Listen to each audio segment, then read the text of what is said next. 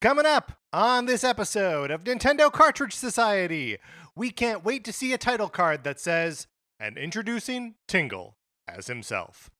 Return the crystal to the palace in Parappa, so the Nintendo Cartridge Society returns a crystal to the palace in Parappa with you.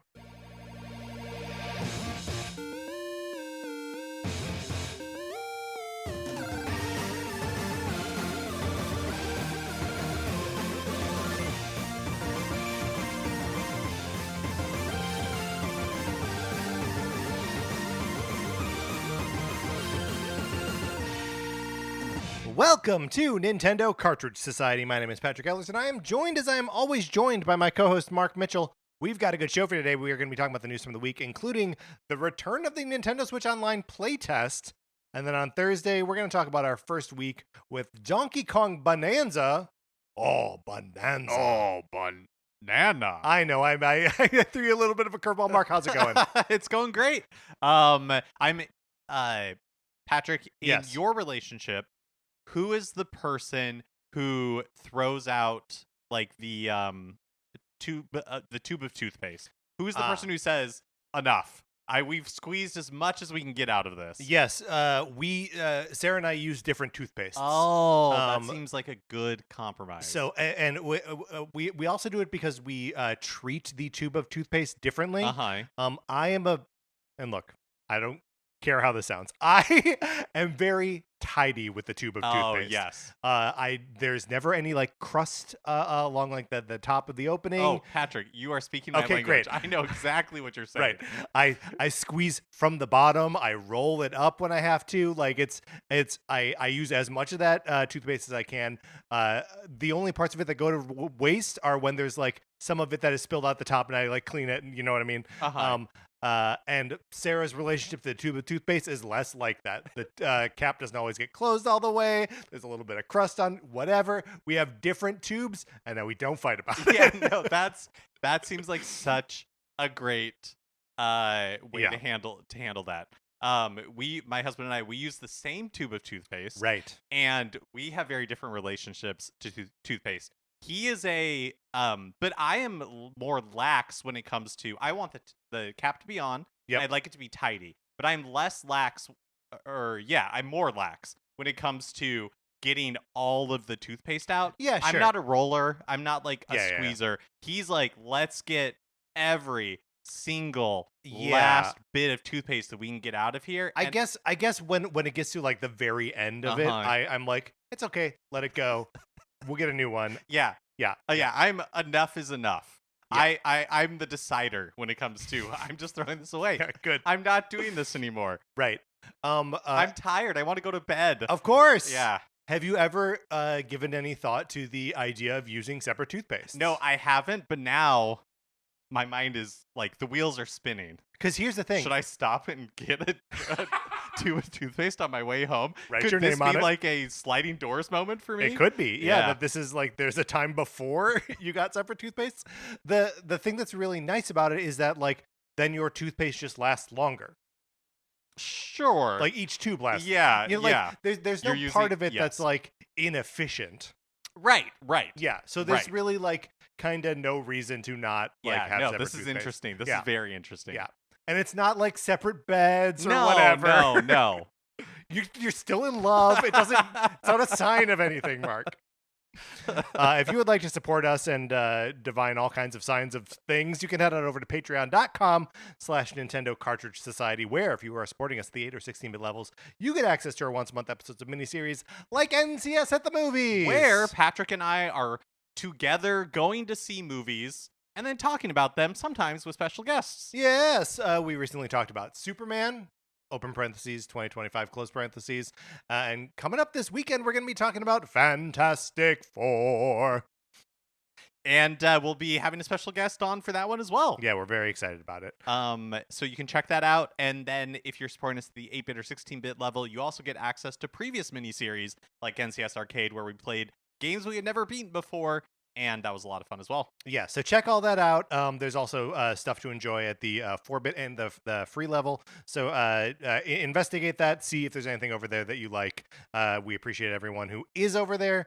And so thank you. Speaking of things that you can do, you should be in our Discord if you're not already there. Email us, Nintendo Cartridge Society At gmail.com. Look, we've been talking a lot about Donkey Kong Bonanza in there. Yeah, and it's been fun to see people checking in, talking about their experiences with it. Yep. So you should get on in there and join us. Yes. And then Mark, you were on a podcast That's this week. right. Yesterday, an episode of Video Games, a Comedy Show hosted by previous guest of the show, Jeremy Schmidt, was released. I was on a guest with previous guest of the show, Michael Hearn, and Jacques Moladu to talk about our very first impressions of Donkey Kong Bonanza. That was a lot of fun, and I'll put a link to that in the show notes. Very good. All right. Mark, should we get into what we've been playing this week? Let's do it.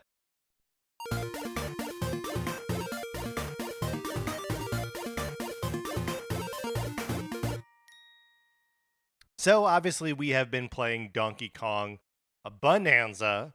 We are going to be doing a full episode about all of our kind of first week impressions. But I think we can maybe just do a little bit of an overview of how much have we played to this point? How deep do we think we are in the game? Are we enjoying it? That sort of feels like a foregone conclusion. Of course, we're having a great time with it. Yeah. Right? Yes. Yeah. I'm having a blast.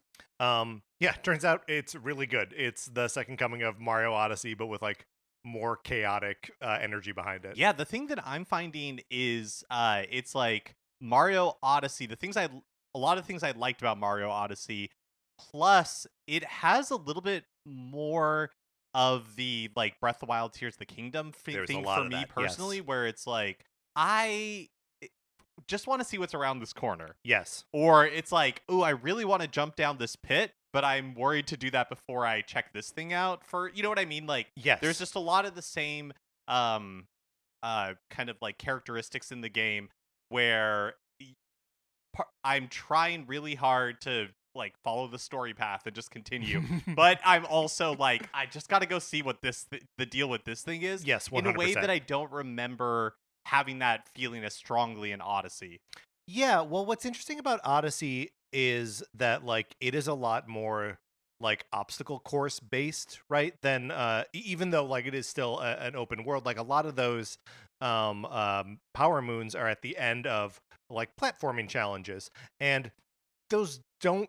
There are some in special hidden areas, but for the most part, they're all exploration challenges in Donkey Kong Bonanza, which is awesome because it truly does introduce a new kind of game for Nintendo, right?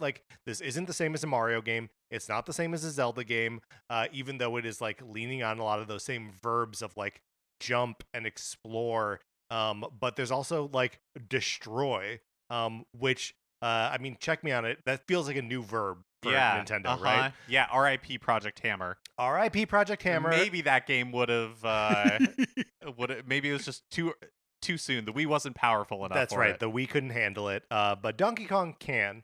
Yeah, it's it's obviously such a this is the Switch 2 arrival moment, right?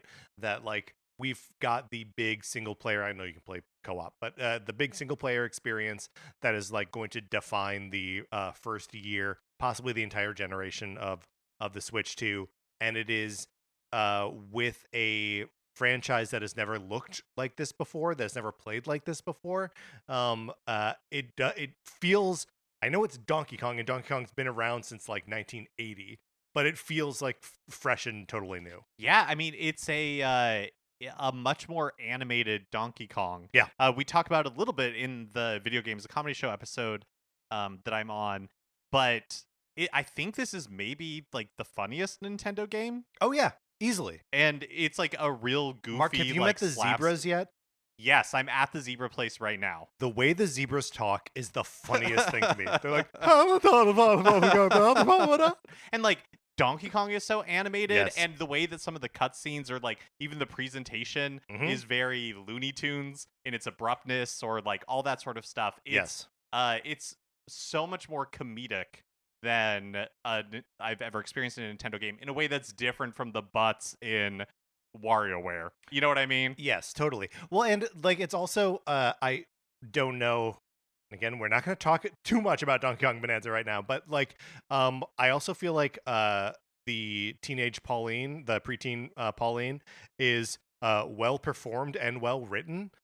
She doesn't talk a lot, but like when you stay in the getaways where like they have like a little nap, if it's your first time staying in one, she will always be like, "Hey DK, you awake?" And you can either be like, "Oh," or z z z z z, so you can sleep through her conversations, or you can like ask her what's up, and she'll just like have little musings about what's going on in the world, and they're all good. Like I find myself never selecting the Oh, ZZZ really? option. I You ZZZ never want to all hear the 'em. time. I think they're really good and funny. But Yeah, I mean, the couple that I listened to were enjoyable enough, but yeah, I'm just like, I just want to get you back want to to get back to smashing it. Yeah, stuff. Yeah, it's an interesting. It to me, it feels like a pastiche in a lot of ways of totally. like other Nintendo stuff, like Odyssey. I feel like some of the music, especially like the little songs that she sings or are performed during a like transformation, Mm-hmm. feel A very Bonanza. like Splatoon Yes. or like even Arms to me. Like to me, it just feels like kind of a best of Nintendo from the past decade, and it's really interesting to have it come together and form such a new feeling experience, like you said, for this character that's been around forever. Yeah. Do you have a sense of how much time you've poured into the game at I this point? think that I'm maybe 10 or 12 hours. Okay. Yeah, I I'm think I'm about there. I'm maybe like 15 okay. hours is my best guess. Um, and what I feel like every time I play it, I'm like, okay, I've been doing too much like finding everything in this area before moving on. I just need to like move to the next thing and like not worry about it. And that is how I am like. This is how I will play it now when I turn it on for this session. And then 2 minutes later, I'm like, on second thought, I'm going to go over here and find these fossils, you know? No, I do know what you mean because the lesson I learned from playing Odyssey Yes. was not to try to be exhaustive in a kingdom and to move forward, because in that game, like world opens up so much more and it becomes so much easier to find moons, and there's so many more moons Right. once you like roll credits on it. They like double, right? Exactly. Yeah. And so I have no idea if that is a similar case in Bonanza. But so what I'm trying to do is just be like, I'm gonna get through the story, and then I know I can come back here and I'll have more moves and all this like other stuff. Like but I'm doing a really bad job of it. Yes. Well, because I mean, for me, part of it is like I like getting the skill points and like leveling up my stuff, but mostly I'm like I want to collect these fossils so I can buy the new clothing. That A will help you navigate that new layer that you're in, but also you just have more options to make Donkey Kong and Pauline look fly, Uh-huh. and I love that. Yeah. It's a very fun little like component of it, and when I'm in a new layer and I have not yet purchased the like new pants for Donkey Kong and the new outfit for Pauline, I'm like I'm not complete yet. Like I need to collect more fossils so I can buy those things, and you can only use the fossils that you found in that layer to buy them. But yeah, I don't know. I'm loving this game. I'm looking forward to our conversation on Thursday. To really go like kind of deeper into the individual systems, and then at some point I think we'll have to do like a spoiler cast or something. Right. Once we finish it. Because yeah, of course, yeah. I'm gonna try to play like more before we talk about it. Yeah. Before we record on Wednesday. But I definitely won't have beaten the game. So Yeah, right.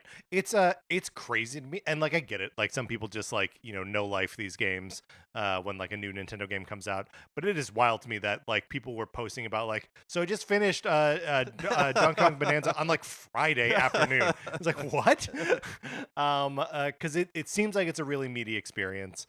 And yeah, I don't want it to end. I don't feel like I'm in any danger of that happening anytime soon. Do you know how many bananas you've collected at this point? I don't. When I was recording on Saturday morning for a video games comedy show, I was right around 100. I think I had like 96. And then I've played more since then, so maybe 20 or 30 more. I'm not really sure. Yeah, I've got like 200 Oh, bananas, okay, so, yeah. yeah, it's it's just so tough to stop. It's the ultimate, like, you get something and you're like, and there's like a little freeze frame and like an banana, and you're like, okay, great, now I can do something else, or now I can move on to. But like, it's almost like without fail, there is something interesting within your field of vision that you're like, well, I have to check that out first. Well, and especially using like the sonar thing, and you I see a know. banana, and you're like, "Well, I'm right here. I might as well Get it. And then you open up like a challenge area or something. And you're like, "Well, I might as well do this before I move on." Right, and then you only get 2 of the 3 bananas in there, and you're like, well, okay, we got to go back in and Right, get the right. third So banana. even though I'm trying really hard to be focused and like I'm just gonna move forward in the story, I'm doing a terrible job out of it. Right. I'm just having so much fun. Yeah, it's a great game, and we'll talk more about it, Mark, on Thursday. The only other thing that I wanted to mention about that I've been playing this week, and actually the last couple weeks, is the Super NES Classic collection on Classics collection on Nintendo Switch Online. All of the Classics libraries were on my old console, right, on my original Switch, or Switch OLED, and then when the soul of the system got ported over to the Switch 2, all of those also were like queued up for download.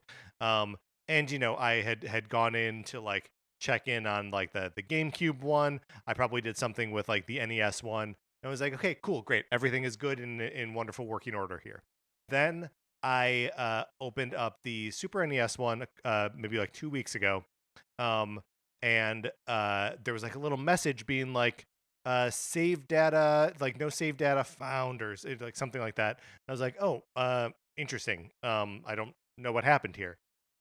I opened the Super NES library, and it says there's something new to play. And I was like, oh, interesting. I don't remember there being a new Super NES. It is as though I had never opened the Super NES Whoa. Classics library app. That's so weird. So it was showing me it had to turn over every single one gross. of the games, which there should be a reveal all new games, right?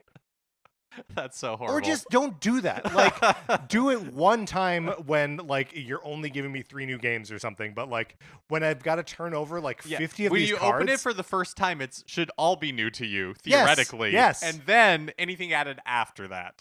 So, okay, maybe I had like save data in there that like I now don't have anymore. I wasn't really precious about those. Like if I had a playthrough of Link to the Past or Super Metroid or something, like that's fine. I can get those back.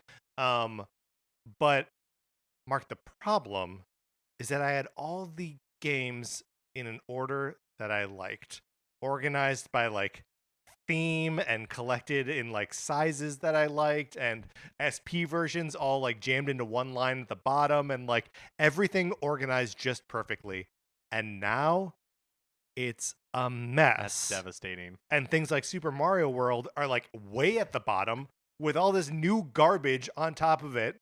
Like I'm going to have to sift through 2 different Nobunaga's Ambition games so I can get to Star Fox. Like, what's happening? What are you going to do? I don't know. Maybe never open the app again. Like it was heartbreaking. And I was like, okay, I can rebuild this. But then I started moving things around and I was like, no, I don't know that I can. I don't genuinely, I don't know what to do. Right, because part of the problem, and tell me if I'm wrong, is that you started your system when it was a much smaller library. Yes. So it was easier to manipulate, and then you could add things in the correct order. But now you're building off of a system that where has it's just so been many more added games. like crazy. And yeah, that's not bad. Because there are so many Japanese releases too, that like the box art shapes are different too. And I had such like a nice solution for that before, where like, and I don't totally remember what it was. I'm going to have to like I painted, Mark, a masterpiece, a functional masterpiece that I loved, and now it's gone. My heart is breaking. And it's as though Nintendo was like, but here's Paint. You liked doing this in the first place. So I'm devastated. That's bad. That makes me want. Now, I had no organization really right. in any of mine, but I'm curious if my like save data or whatever I transferred over. Here's the thing: it probably did, because I checked all the other libraries after this, and they all had my organization to them already. So I was like, great, good. All of that info still there. Whatever happened with the Super Oh. NES transfer, for me, I would love to hear. Yeah, Mark, go home, check your Switch. Tell your loved ones that Yeah, they're that's important right. to you. No, but like, I would love to know if anyone else has experienced this problem. And also, at this point, I would like advice. How do you organize things? I think what I mostly did was like 3 games across. I tried to group games by series. Sometimes it's easier than others, right? Like the Donkey Kong Country games all go together. Obvious, right? Some Mario games you can put them together, and like there are 3 Kirby games, like that. Perfect.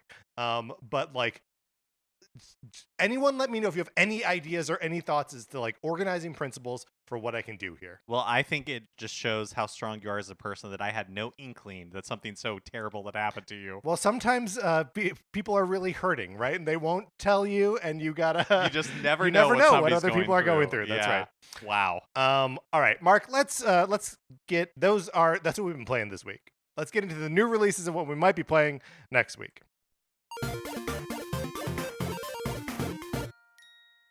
Well, it's time for a check-in with Nintendo Music, and Nintendo, really Gone wild. surprised me Yes. because yesterday they added 26 NES and Famicom games all at once. Yes.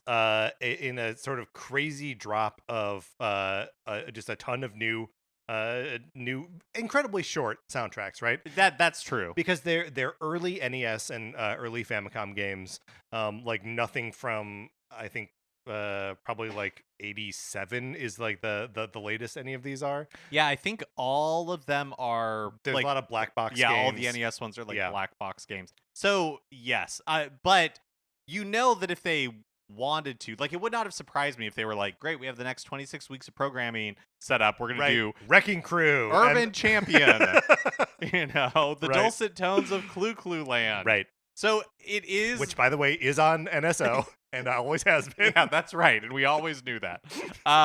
So it's nice that they did it all at once. I don't Yes. think that these are games that I'm going to be regularly going back to listening to, like the soundtrack for Donkey Kong Jr. Math, but it's almost a relief to me that they're all out here now. Yeah, I agree. I agree with that. It's also like it's interesting that there are some of these Famicom games that never came out. There are sort of the usual suspects of like Devil World and F1 racing. Although, yeah, that's right. But then on top of that, we've got Mahjong and Go. It looks like are both on here, which is pretty cool. Also on top of that, both Gyromite and the other and Stack Up. Both of those soundtracks are on here too. So those are both of the games that use Rob, which I never owned a Rob. I've only played Gyromite for like a couple minutes here and there, 35 years ago. So it is cool to like revisit these in some capacity, even just in terms of their soundtracks. There are the light gun games are in here, Duck Hunt and Hogan's Alley. I think that's it, is Duck Hunt and Hogan's Alley. Oh, and Wild Gunman. So like there are some like pieces of Nintendo lore in here that, well, we don't have these games on Nintendo Switch Online because that would be tricky to implement. But we have like another way to experience a piece of them, and I think that's cool. Yeah, totally. I'll also say that the Gyromite background music, pretty good, kind of a bop. Really? I mean, by the standards of this stuff, yeah, it's not going to change your life or Well, anything, but I do like that, what a soundtrack for something like Duck Hunt is more of a like sound clips album. Right. Yes, because like you'll hear like dog laughing and like duck flapping wings. Yeah. But you got to remember that like that's it. That's like all the room in the audio track that it had. Like that was it. It's just like flap flap quack quack. Blast. Yeah. That's it. There's no room for music.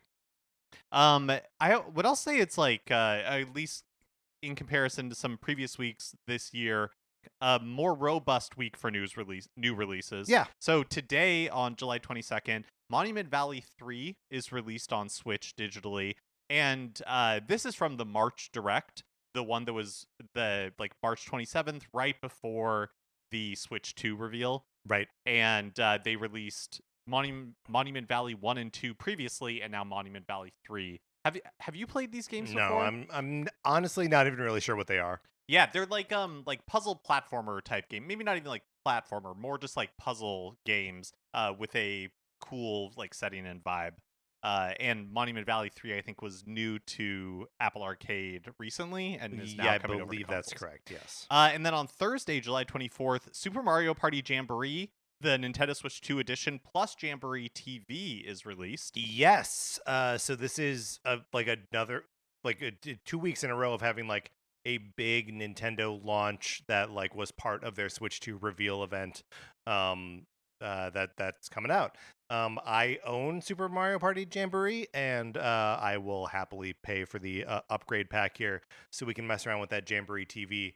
I want to see how the camera stuff works. Right, yeah. And B, I want to do that roller coaster mode where all the games are mouse based. Yeah, I mean, that would be fun. I haven't played Jamboree at all. It would be. I'm haven't played inviting Jamboree myself at all? over, is Right. what I'm saying. Yeah, no, please do come over. It's because look, I'm not the biggest Mario Party fan, but I have had a lot of fun with Super Mario Party Jamboree, and I don't necessarily want to have to wait until like Sarah's family is over again, and I've got actual genuine children to play with. Maybe Saturday. Maybe Making plans on the Oh, podcast. That's a good idea. I like that. Also on Thursday, Azure Striker Gunvolt Trilogy Enhanced is released, and the only reason I'm calling this out, it's from Inti Creates, and they're like Mega Man likes. And Yes. the reason that I'm calling it out is because when I saw it on the list, I just had a little bit of nostalgia for the early days of the show, the early days of the Switch. Sure. When, like new indie releases, like a new Azure Striker Gunvolt, was something that we would pick up and play. Because yeah, there was just so little to actually play. How many Azure Striker Gunvolt? Obviously, they're saying that this is like a trilogy so this is like the trilogy of them. Do you have a concept of how many of these how many games there are? Yeah. I would have guessed more than 3. I sure. also would have guessed more than 3, and I think it's probably because there are a lot of spin-offs. Right. And I can't remember if this is the spin-off of like the most Mega Man coded one, or if this is the most Mega Man coded one. No, I think this is the most Mega Man coded one. Okay. The first game was released on 3DS in August of 2014. I'm on Wikipedia now. Ports, blah, blah, blah, blah. I feel like in 2018 we would have just known all of this. Yeah, I think you're right. That it would have been like canon information that we needed to know. Exactly. Mighty Gunvolt, a crossover with Mighty Number 9, and Galgun was released the same day as Azure Striker Gunvolt, followed up by a sequel. So there's a lot of spin-offs and crossovers, and Galgun is another like thing in this like line of games. So there's too much of this, and we don't know enough about it, I think. Right, not anymore. But like I said, it just brought me back to like 7 or 8 years ago or whatever. Yeah, in the early days of the Switch. And then finally on Friday, July 25th, No Sleep for Kaname Date from AI the Somnium Files. Somnium Files is released on Switch 2 and on Switch. This was another game that was featured in the March Direct that is getting released. Yeah. Do you recall what types of games are these, like visual novel-y? I want to say yes, but I don't really remember. Okay. And I think that's fair. It's good for us to call out these games when they've been featured in a direct or something, right? Yeah, I mean that's really what I'm looking at. We're closing the loop on these yes, things. Exactly. Yes. It makes my brain itch a little bit when I see some of these titles and I'm like, I know I saw this in a presentation somewhere. Right, and then you become Bruce Willis, travel back in time. Or wait, is it Joseph Gordon-Levitt who closes the loop? Oh, which one is trying to kill the other? Yes. I think ultimately they have to kill each other. I'm going to be honest, I didn't like Looper. Okay.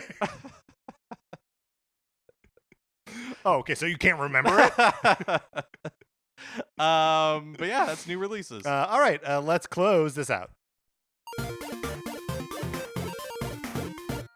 Which brings us to a regular segment on our show. It's time for 433. In 1952, American composer John Cage wrote a piece called 433, wherein a performer or a group of performers didn't play their instruments for 4 minutes and 33 seconds. For the purposes of this show, our instruments are talking about Nintendo. So, for the duration of one performance of 433, Mark and I'll talk about something not at all Nintendo related, thus fulfilling the contract of the piece. Today, we are harvesting a question sent to us by Steve-O. Is that right? You know what? I should have included that. I think it was Steve-O. Steve-O. Yeah. Steve-O writes, do you think aliens exist? And before we dig into that, Mark, is it because we didn't need to have all that makeup on Joseph Gordon-Levitt to believe that he's the young version of Bruce Willis? You just don't need the jaws. You don't need it. Yeah, you really don't need it. Because you just tell me that it's the same guy, and I'm like, yep. I understand people's faces change as they age. It was Steve-O, so thank you, Okay, great. Steve-O. Thank you, Steve-O. We appreciate it. The question, do you think aliens exist? So, yeah, I do. I think that other intelligent life exists in the universe. Sure. Yes. By that token, yes, I think aliens exist. And I'm with you in that, but only in a because space is more or less infinite. Exactly. And it's just so unlikely. It's just so unlikely that we are literally, and maybe intelligent life could be something that we wouldn't recognize as intelligent life. Yeah, totally. Right? Or maybe it's a thing that we can't perceive or whatever. Yes. I do believe that aliens exist in that capacity. Yeah. But it kind of ends there for me. Well, I just don't what that means and what form that takes. It's, right. So, yeah. I mean, I believe in Chewbacca, of course. No. Well, in an infinite universe. Yeah, sure. On a long enough timeline, Chewbacca has existed. Yes. Yeah. Yeah. It's tough because there are always UFO sightings and other. What's the acronym that we're supposed to use for UFOs now? There's a new one. It's UAP or something like that. Oh, I didn't know that. I think I've been using outdated. Yeah, I phrased that someone's dad who was like, "Oh, we can't use the racially insensitive word anymore. What we're supposed to call them now." I'm sorry that I affected that accent for that impression of that guy. But yeah, I mean, regardless, I am firmly anytime there's a UFO sighting, I'm yeah, unidentified. You didn't know what it was. Right. That's okay. Right. We frequently don't know what stuff is. Yeah, I don't know that I believe that intelligent aliens have visited Earth or that we've had contact with aliens. Right. Yeah. Because it feels like we would definitely know that, right?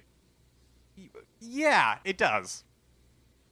Feels like we would know that. It does. It does feel like we would know that because I don't know. I just find it unlikely that an alien would come to Earth and then just kind of hover around for a little bit and be like, "No thanks, I'm out." Well, actually, I kind of get it. I could see it. Right. Well, I guess what at the end of the day, how does it change my day-to-day life to either believe that aliens have come to Earth or not? No, it's true. You're still a slave to capitalism. It's true. That part of it make a buck. Doesn't change. That part of it doesn't change. I looked it up, and I am trying to read through the Wikipedia entry, the plot summary for Looper, and it's really intricate. But I believe that it's young Joe. Okay, that gets sent to the future? No, he's in the future. Oh, wait. No, yeah. You're right. It's got to be the... Or, a young Joe went even further into the past, and he's got to close his own loop? Yes. Because there's... Okay. Halfway through the summary, there's the line that stands out to me. In another timeline, Joe does kill his older self. Okay. He moves to Shanghai and burns through his funds in 10 years. But then old Joe's back. So I don't know. Yeah, it's who knows? I mean, if you are a constantly time-traveling hitman, then there's some version of you that quits in the past, and you have to find that version and kill him. Is that right? Is that what closing a loop is? I told you, I didn't like the movie, and I basically have erased it from my brain. Right. And there's a kid in there somewhere, and he has some, weird... powers, right? Can't he like stop time? Now, what do you think about the possibility that there are aliens, you've seen them, And but they're loopers? your brain has been actually erased with a Men in Black neuralizer, Oh. and that's why you can't remember the plot to the movie Looper. Yeah, that's right. Maybe I encountered. Do you think I encountered the alien at the movie Looper? It's possible, And then yeah. the Men in Black came in. That like there was an alien at your screening Yeah. and was like, I don't think this is very good, and you were like, it's okay. That's right. then the Maybe Men I in Black loved claimed- Looper. yeah. But now I can't remember Now- it. So now you can't remember, So I yeah. think I didn't like it. Has there ever been a time in your life when you did believe in aliens or like wanted to That I believe did in like aliens? Looper. No, I don't think so. I've been a skeptic of like all that kind of stuff. Yeah. Yeah. We don't have actually time to dig into like other stuff, but like ghosts, other like supernatural phenomena. Yeah, all kind no, not really. falls in the not same really. bucket for you? Yeah. Yeah. How about you? Yeah, no, I've never had a point where that's made any sense to me. All right, Mark, we were accompanied today by the Randolph College Chamber Orchestra. Let's get into the news.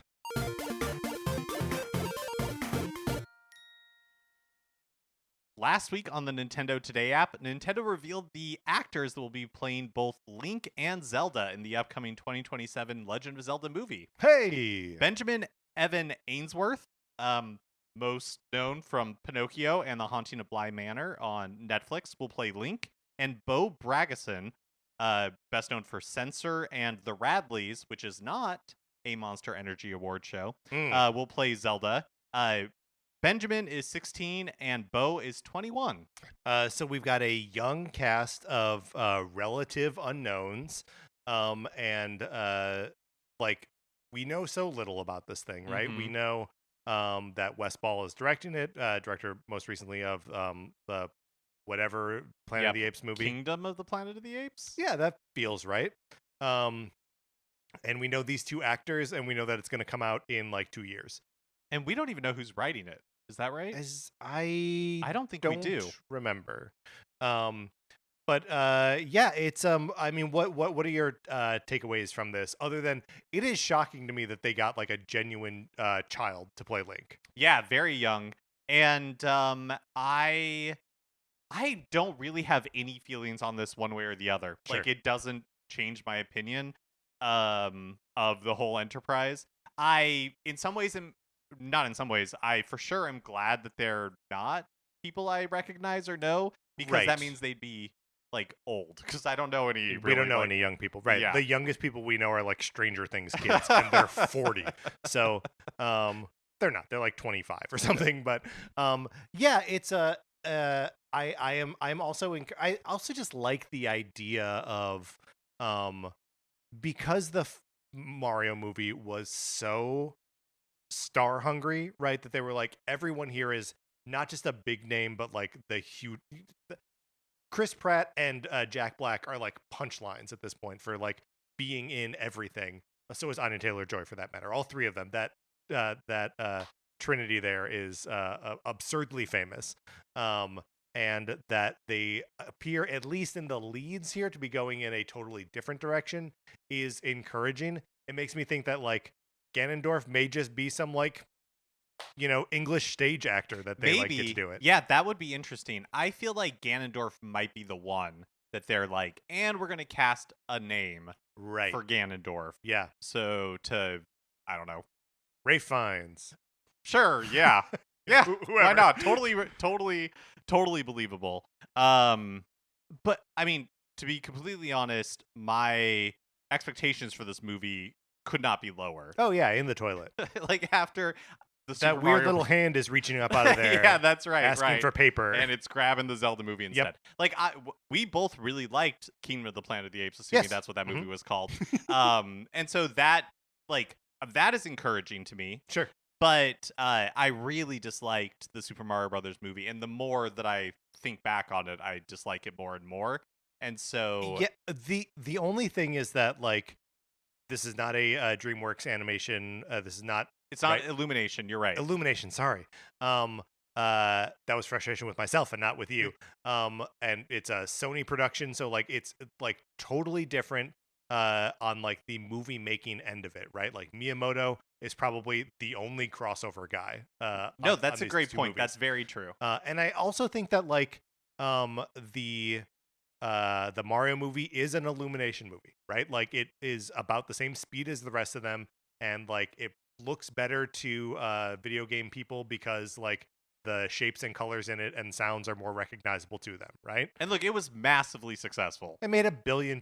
Yeah, Uh, so they're doing fine. they're doing fine, but that makes me think that like for as much as Miyamoto has like his hand in these things, that like they're trusting the sensibilities of the filmmakers to execute on the things. That's a really right? good point.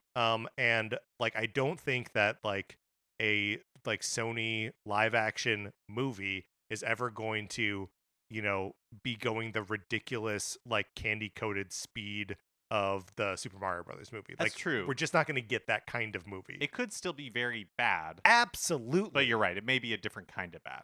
And if it's the kind of bad, oh man, I'm not prepared for it to be like Spider-Man movie bad, you know, like a Morbius bad or Right, a Madam right. Web bad. And I don't think a Venom bad makes sense for Zelda, That would be interesting, though. though I do like those movies. This is being produced by Avi Arad. That's right. Yeah.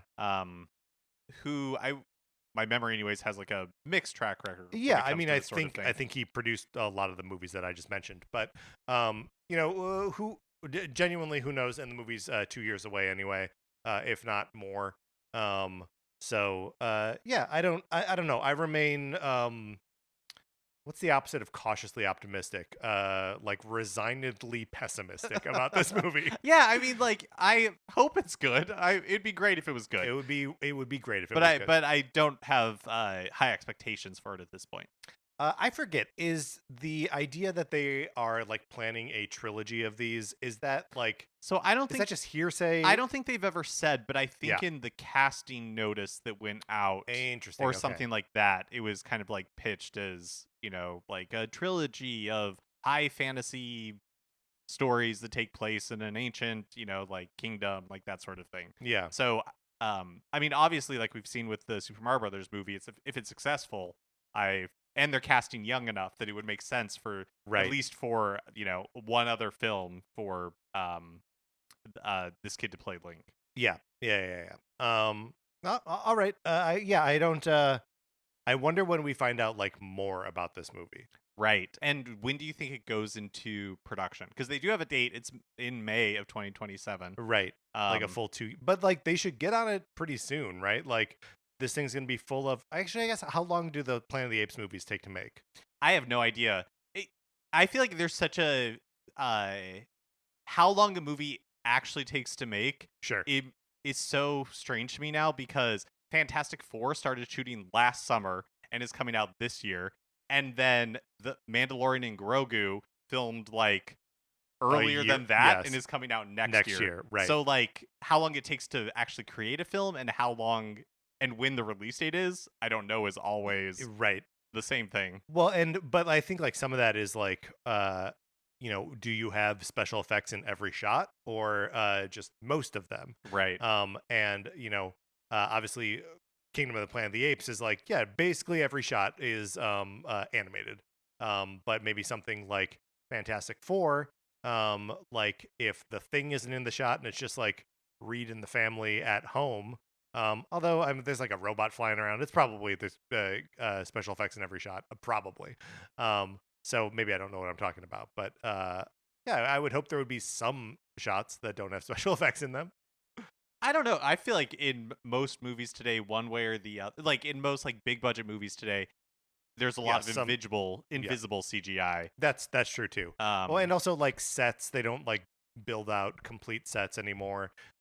Even if like a set is relatively filled out, that like whatever's beyond the scope of like the building or whatever, that's gonna be CG out the window or whatever. Right, like in Wicked, when they're Yes. running through the flowers at the beginning, it's like they planted a ton of flowers. Like there were like a ton of practical Yes. flowers, and then they needed a cajillion more CG flowers to actually make it. Which is look such full. it's such a frustrating thing where it's just like, well then why not just have CG to all of it? Right? Hey, I don't know. I mean, like And there that movie must made be $1 billion something to it. as well. Yeah. So yeah, what do I know?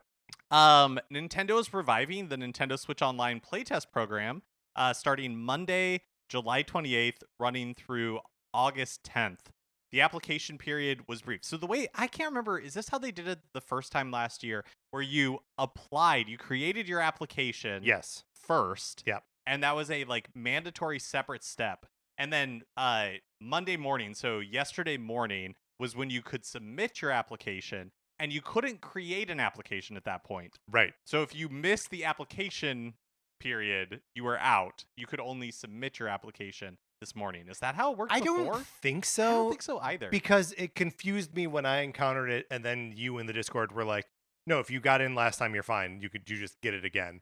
So that's good because that means I did I did participate in the playtest program last time, and so I'll do it again this time. But yeah, it is weird to have to make an application then submit it afterwards. And also this time, as far as I know, like theoretically, they're still accepting applications if you'd already created one. Like, the first playtest, like entry period, they were gone within seconds. Right. Like I refreshed my browser at 8 a.m. and it was already gone. Yes. This time it was so easy to get in, and people were posting, like hours, 2 hours afterwards that it was still open. They did like quadruple the number of people that would participate from 10,000 to 40,000. But I don't know. I think also maybe the first playtest was a little bit of a dud, and so people weren't rushing to get into it. The Switch 2 and Donkey Kong Bananza had to have been like a release valve on Nintendo stuff in general. Right. Instead of happening in the middle of like the quietest year Nintendo's had in decades. Yeah. And so, but this is my first time getting into it. I'm interested to check it out. I'm interested to see if it has changed much from your experience last year, or if it's basically the same. It seems to me like things had to have changed. Like, why do this again? Yeah, if so it's like just the same. A little bit of a recap of what this thing was. Is like it was kind of a like build the I don't even know how to describe this thing. It's kind of Minecrafty in that like you've got a little guy who is like picking up pieces of like dirt of the world, or like water or rock or trees, and building them into your own shapes to build your own forts, or that kind of stuff. And then you can go to like a central and like you and other people are on individual planets in a like galaxy, and you can all visit the same like central world where you like trade original creations and like bring them back to your world to continue building up stuff. And you play as these kind of like cubey caveman guys with tails that help you like grappling hook from place to place. And that was kind of it. There was no like overarching thing in the game. I'm sure there were more complicated systems for like actually crafting the stuff. I never got my hands around it well enough to do anything like that. Only ever like take the stuff that other people had crafted. But like I don't know, for my money, it became boring fast because all of the stuff that people were creating, just as is always the case for any kind of user generated content, is just references to stuff that already exists, right? No one's creating original stuff. It's all like, well, okay, if I want to wear like Goku's gi, I can do that. If I want, like a Waluigi costume, like I can do that. But like anything new is just either not being created or not being like upvoted by other people. So it all gets kind of washed away in a sea of the same thing you've seen a million times. Yeah, that's really interesting. Apparently I was reading some people's impressions and they did not reach this state, but they were like, "Oh, I'm excited to get back into it because I didn't even do the enemy encounters or whatever." I didn't even know there were enemy encounters. And so I don't even know if that's true. That's just what this person was saying they were looking forward to. I don't know. It feels like this is building to something, but initially I thought that it was like, "Oh, this is really just testing network capabilities or blue sky ideas or whatever." But now I'm beginning to think we're getting a second one of these. We'll see how it's evolved or if it's evolved, and like maybe one day this thing is just going to be released be in some way. released. Yeah. Yeah, well, and like maybe it's evolved, but like I think it is to some extent the same experience, because in the information to people who participated in the last one, or like in the press release or whatever, the info about this new playtest, it says your save data has been stored on our servers and you can continue playing. So that means that like it's still the same basic thing, right? Like my Right. guy with his stats and like his world still exist. So that feels limiting, or at least like it makes me think that this is still going to be, even with more features or enemy encounters or whatever, that this is still going to be the same basic thing that I didn't really respond to in the first place. Yeah, I think that's true. I think that's totally true. That's why I think it'll be interesting to see what the shape of it is, because Yes. to my mind, I don't think we've ever seen anything like this from Nintendo before, where they seem to be truly beta testing something Right. in real life, or in Yeah. like real time, where they're like, well, what about this? Like, and again, I'm assuming that it's going to be changed in some way, that it'll have evolved Yeah, from I the think last so. time we saw it. Because they also announced a demo event for Dragon Drive that starts in early August, called Dragon Drive Global Jam. So Switch 2 owners with Nintendo Switch Online subscriptions, everybody with a Nintendo Switch Online subscription, will have access to 3 different sessions. August 9th, there's one at like 3 a.m. to 7 a.m. Pacific time. Another one on August 9th, 5 p.m. Pacific time to 9 p.m. Pacific time. And then finally, August 10th at 9 a.m. to 1 p.m. Pacific time. The game releases just a few days later, so this is like a network test that they've done with Splatoon, and they had one for ARMS before it released. And so there's like that thing that Nintendo does, Right. and then there's this thing, which is totally different. Feels much grander, much more Because mysterious. they've not announced a product for it. It has no branding, even when like you're playing it, right? So like it is really a black box at this and point. feels so like half formed. You know what I mean? Totally, Like not a yes. full. So that part of it I find so fascinating. Yeah, well, and like yes, the Splatoon test fires and the ARMS global test punch were for stress testing, like the online capacity for these games, but they were also just kind of like fun hype up demo things to like get people to play a round or two of ARMS and be like, oh yeah, I could see myself playing this. Whereas like if that's what they're trying to do at all with the playtest, it's not an effective builder of hype, right? Like it's just mysterious. Right. But I think that and I think you would agree that it's not what they're trying to do with this. Yes, That that they're like the opposite. They're like, please don't talk about this. Yes, that's right. I forgot that there was a whole thing of like you're not supposed to, And that's still in this one too, Yeah. So Sorry, not supposed to write about it or share video or whatever. Yeah, Not that's supposed right. to stream it. Yeah. Yeah. So another thing that's interesting about this go round that I didn't participate in, but I thought is telling in some ways. What exactly is telling, I don't know. Is that you could sign up as groups of 4, like up to 4 people. Yeah. You could sign up and submit one application together as a group of 4, and then apparently that must have some impact on the game. Like maybe Yeah, you're that's already interesting. connected with those people in Yeah, the maybe. world. Maybe you are all starting on the same planet thing that you're talking about. I don't know. So definitely different from what it was before. It'll be interesting to see Yeah, what the shape of it is this that's time. well observed. I was thinking that was just like for a family account or whatever, but you're right. It could have been anybody. It could have been anybody. Yeah. That is interesting. Yeah, I don't know. And this is again another one of those things where maybe they do it. They do this test period, and then they come back and are like, nah, I don't know, we don't really have anything here, and the game never comes out. Like, I think that's totally possible. Totally possible. Yeah. But becoming less likely. The fact that they're doing a second one of these, it makes me go like, oh no, they thought there was enough there before to run the same playbook again. And while I was skeptical that there would ever be a product that looked like this last time, now I'm like, oh, we probably will see something like this in the future.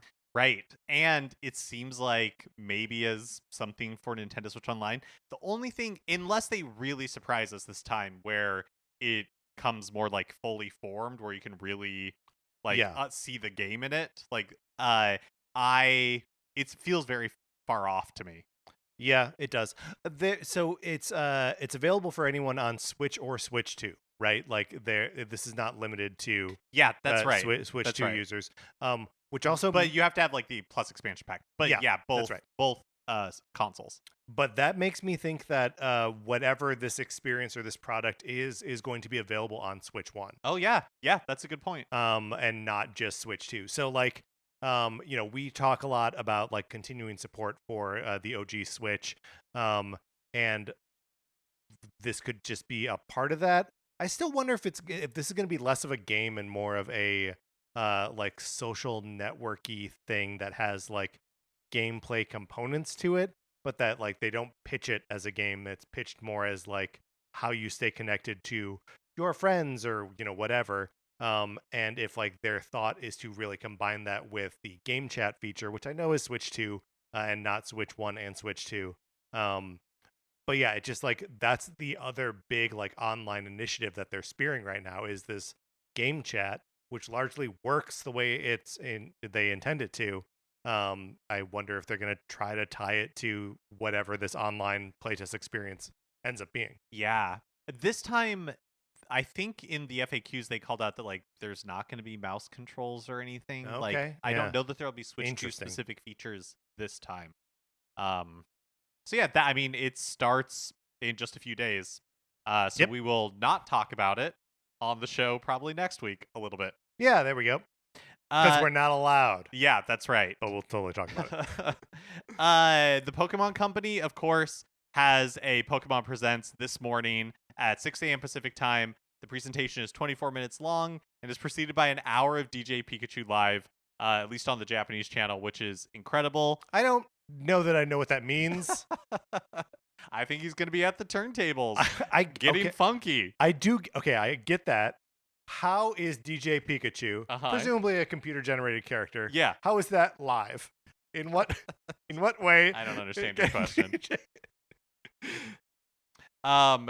We're not going to we obviously have not seen the presentation, and there's no point in speculating about it because by the time a lot of you listen to it, the presentation will already be out. Yeah, I mean, we have people who listen in other parts of the country and other parts of the world, so they may be listening to this exactly as it posts a full 6 hours before the presentation. So yeah, let's speculate. No, but it's I'm expecting this to be a lot of celebrating the 4.5-year anniversary of mobile games. And if there's anything like super juicy or even worth talking about at all, we will discuss it in our next news episode. We obviously won't be doing a full episode just to discuss what was revealed in this thing. But I'm always hopeful that cool stuff can come out of these Pokemon Presents. Finally, Mario Kart Tour, the mobile game, is getting a surprise, albeit minor, content update to celebrate Mario Kart World. So from July 23rd to August 6th, Mario and Luigi will be in mechanic outfits in the game. So are those are like the new characters that are being added? No, I don't even know that they are new characters. I think they might be skins of Mario and Luigi. I mean, I think that's how they treat like new characters in the game. I guess what I'm saying is I don't know that they are like unlockable skins that you will, or costumes that you will be able to have forever. Oh, they might just be like you have Mario and Luigi, and Mario and Luigi will be wearing these outfits during the week or two, and then they will go away when it is done. And then the tiny Titan Kart will be in there as well in 4 different colors. So that's a kart that is introduced to Mario Kart World. What's interesting about this is that they're not including Little Dumpy. Oh, I know, that is sad. If you're gonna pick one new kart, right? Why would it not be Little Dumpy or the Rob motorcycle? There are some good. There's some good new ones. Karts. Yes. Do we need to rank the karts in Mario Kart World at some point? I mean, and the costumes. It's gonna be tough. I feel like we should do ranking the costumes within each character. And then do we zipper all of those together? We might have to. Interesting. A problem for future us. Yes. What's interesting about this is that the game stopped getting new content. Like they announced that Mario Kart Tour was not getting any new content back in 2023. But Right. Well, and it's not like we're getting any of the tracks, the exclusive tracks from Mario Kart World coming to Mario Kart Tour, right? Like that's still not happening. yeah, that's true. But It's a it pretty is weird, minor yes. update, but it's interesting. Also, to mark the release of Donkey Kong Bonanza, Super Mario Run has a new event now through August 28th where you can earn different statues for your town by completing different missions. Now, hang on a minute. Are some of these of Donkey Kong? I feel like they must be. And they must be in that new design. Yeah, I guess they must. And probably, All yeah, right. Patrick's I'm downloading, booting it up right Super Mario Run. as we speak. There might even be some Pauline and stuff in there, but don't quote me on that because I have no idea. Okay, great. All right, Mark. Let's get out of the news. Nope, that's the outro. Okay, I messed up.